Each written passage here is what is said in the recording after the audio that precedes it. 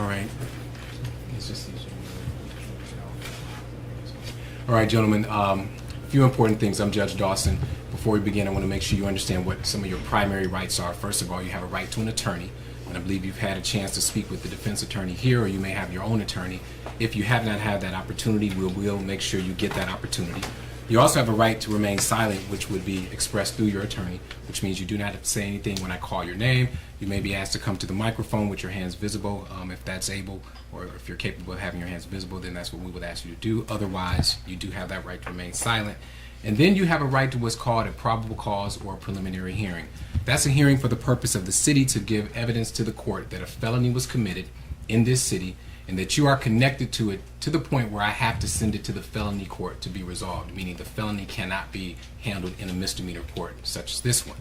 When you speak with your attorney, the attorney will let you know that you can either have that hearing, you can request that hearing formally, or you can waive that hearing. If you waive the hearing, you're not admitting any guilt. Basically, you are allowing the case to be sent to the county for further proceeding. If that takes place, I will also set a court date for you so that you know when to appear at the county for your further proceedings. Also, I will set a bond for you here.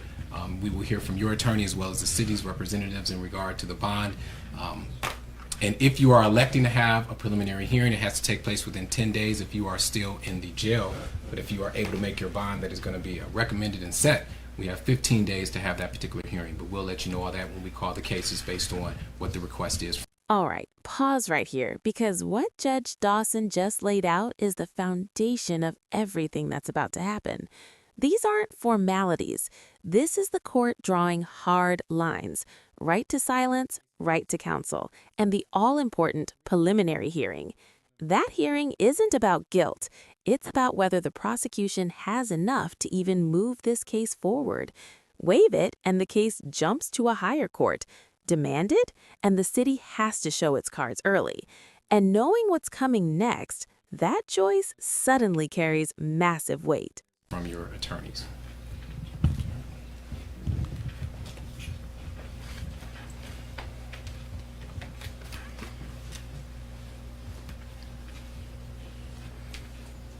First case is 18 CRA 01163, the City of East Cleveland versus Ronald Newberry.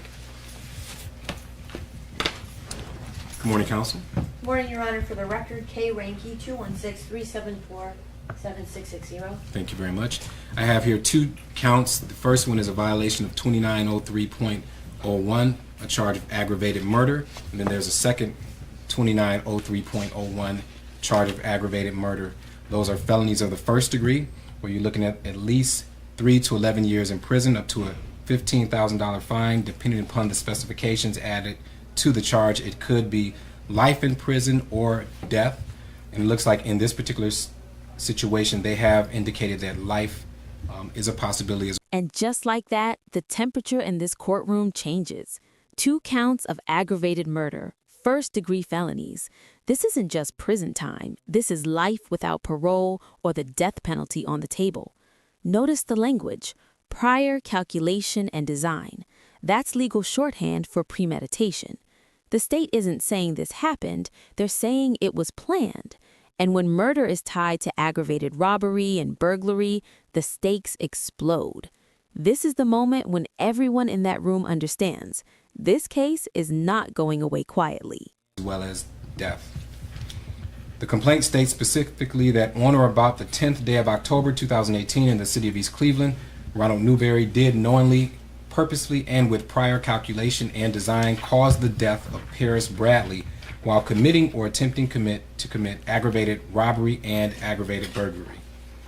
The second charge states that on or about the 10th day of October 2018 in the City of East Cleveland, Ronald Newberry did knowingly, purposely, and with prior calculation and design cause the death of Paul Bradley while committing or attempting to commit aggravated robbery and aggravated burglary. Counsel, in regard to the probable cause hearing. Judge, I have gone over with my client. We would demand a preliminary examination. Okay. He has indicated so on the form and the advisement of rights form, which I can provide the report. But we voluntarily surrendered upon being notified that there was an active warrant. I did call the detectives, made arrangements, and turned him in voluntarily. to the East Cleveland Police Department last Thursday. We were informed originally that the court date was going to be on Tuesday. It was subsequently pushed back until today. I have accompanied Mr. Newberry to the detectives to speak to them on 2 occasions, as well as provided additional information in an effort to cooperate. It is my understanding that on at least 3 occasions, while he's been in the city jail outside of my presence, the detectives have brought him up, spoke to him in his jail, attempted to speak with him, which is certainly a violation of his attorney-client privileges. In addition, Judge, we made arrangements for his mother, who is not a suspect in this case, as well as his girlfriend, to speak to the detectives. His mother was arrested. Mr. Newberry was told by the detectives that his mother was going to remain in jail until such time that he confessed. His mother has been subsequently released. We are demanding a preliminary hearing, but I would ask for the record that there be no contact with my client outside of my presence by any law enforcement. We've also spoken to the prosecutors who were present last Friday. They are also aware of my representation. All right. Thank you, counsel. So first of all, what we're going to do is set the preliminary hearing for Monday, November 19th, and I believe we set that time for 12. Noon. Yes. Thank you, Judge. So let's do that.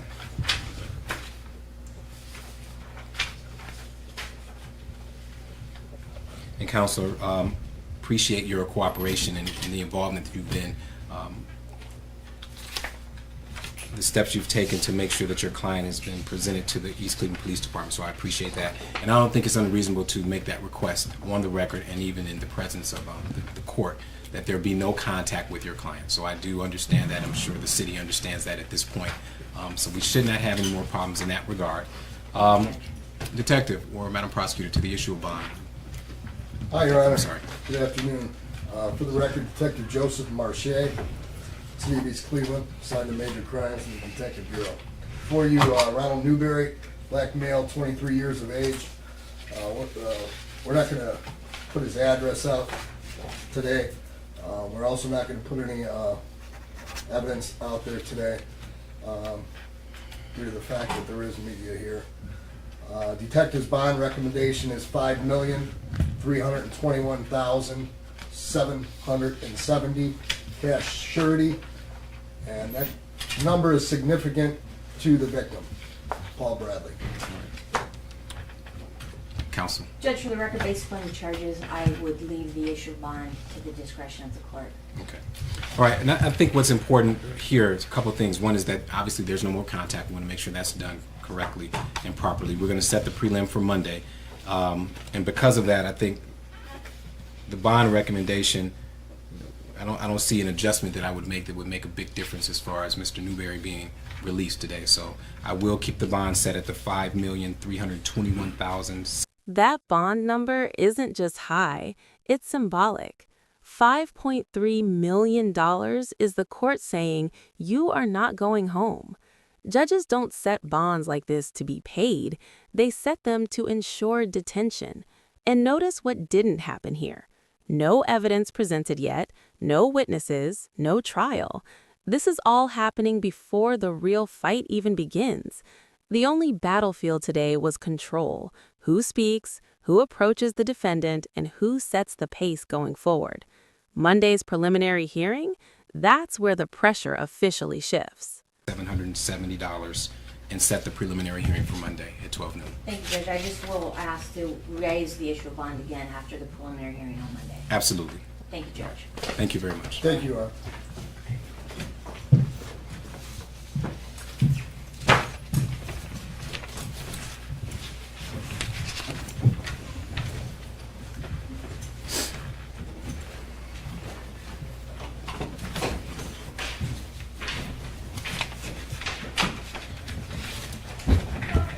And so the other